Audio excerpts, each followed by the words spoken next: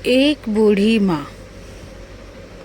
हर रोज की तरह गुप्ता जी स्कूटर पर सवार होकर के सुबह सुबह दफ्तर जा रहे थे। उनकी पत्नी ने कहा कि वापस आते हुए सेब ले करके आना।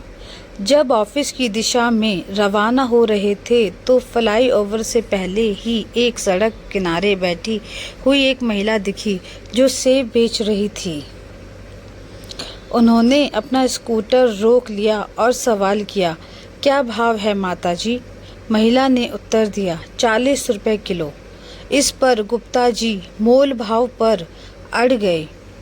गुप्ता जी कहने लगे कि 30 रुपए प्रति किलो। माताजी ने कहना शुरू किया, 35 रुपए प्रति किलो। इस पर गुप्ता जी ने उत्तर दिया, 30 रुपए से 1 रुपए ज़्यादा नहीं दूंगा। माताजी ने कहा, बेटा इससे कम नहीं, 35 रुपए प्रति किलो ले लो ना। गुप्ता जी ने अपने स्कूटर की रेस बढ़ाई और कहा, 30 रुपए से 1 रुपए ज़्यादा नहीं मिलेगा। माताजी कहती हैं, बेटा ऐसा मत करो, ले लो ना 35 रुपए प्रति किलो। गुप्ता जी ने अपने ऑफिस की दिशा में स्कूटर चलाते हुए वहां से बाहर निकल लिया और ऑफिस पहुंच गए। शाम को फिर से बाहर निकलते समय वो एक फल भंडार में पहुंच गए जिसमें विभिन्न फलों का विकल्प है। अब वहां मोल भाव करने का कोई विकल्प नहीं था क्योंकि उस स्थान पर एक फिक्स रेट का बोर्ड लगा हुआ था। जब वह वहां पहुंचे और देखा कि सेब का मूल्य 50 रुपए किलो है तो गुप्ता जी को थोड़ी हैरानी हुई क्योंकि वहां सड़क किनारे उपलब्ध हो रहे सेब का मूल्य 40 रुपए किलो था। उन्हें यह लगा कि कुछ अजीब सा हो रहा है, इसलिए वह तेजी से फल भंडार के मालिक के पास गए और बोले, भाई साहब 40 रुपए किलो में दो ना। फल भंडार के मालिक ने हंसते हुए कहा, भाई साहब यहाँ सब फिक्स रेट में मिलता है, आप यहाँ पर मोल भाव नहीं कर सकते। अगर आपको मोल भाव करना है तो फिर किसी और जगह से ले लो। गुप्ता जी ने कहा, ठीक है, लेकिन मुझे पता चला कि बाहर की दुकानों में तो यही रेट है।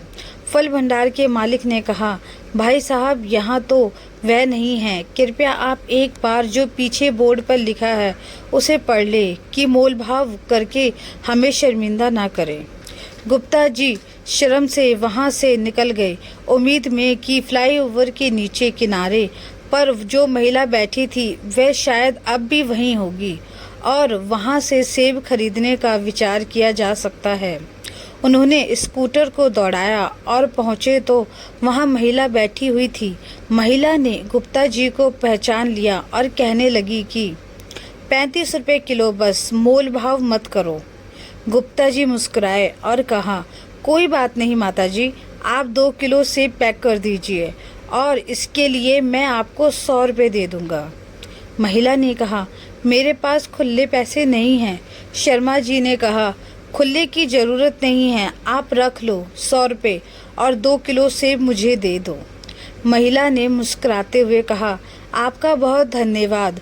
गुप्ता जी ने कहा कि मैं अभी अभी एक बड़ी दुकान देखकर आया हूँ, वहाँ पर भी सेब 50 रुपये किलो ही मिलते हैं, तो वहाँ से लेने से अच्छा है कि मैं आपके यहाँ से ले लूँ। माता जी की आंखों में आंसू आ गए। उन्होंने कहा, मैं कैसे बताऊं, हमारी स्थिति इतनी कठिन हो गई है कि सड़क किनारे फल बेचने में मजबूर हो गई हूँ। मेरे पति की मृत्यु हो गई थी और वह बीमार थे। कर्जा भी बढ़ गया और हम सब से सहारा मांगते रहे। इसी कष्ट से बाहर निकलने के लिए मुझे सड़क किनारे ये फल बेचने पड़ रहे हैं। यह एक आशा है कि कोई इसे खरीद लेगा, लेकिन कोई खरीदता ही नहीं। इस पर गुप्ता जी ने कहा, इस तरह की बातें मत करो, मैं कल सुबह फिर आऊँगा और कुछ और पैसे देकर तुम्हारे पास आऊँगा।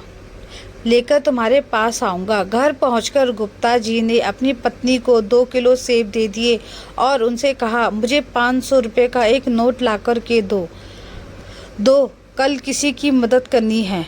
मैडम ने पूछा, क्या हुआ? और गुप्ता जी ने उन्हें पूरी कहानी सुनाई। उन्होंने कहा, हम पता नहीं क्यों मोल भाव करते हैं सड़क किनारे जो सामान बेचते हैं उन लोगों से जो अपनी मेहनत से जी रहे हैं और लाचार होते हैं। हमें उनकी मदद करनी चाहिए। इस तरह की कठिनाइयों में लाचार होने के बावजूद वह अपनी जीवन शैली को बनाए रख रहे हैं और हम उनसे भी मोल भाव कर रहे होते हैं, जबकि बड़े बड़े शोरूम में जाते हैं और पैसे देकर आ जाते हैं।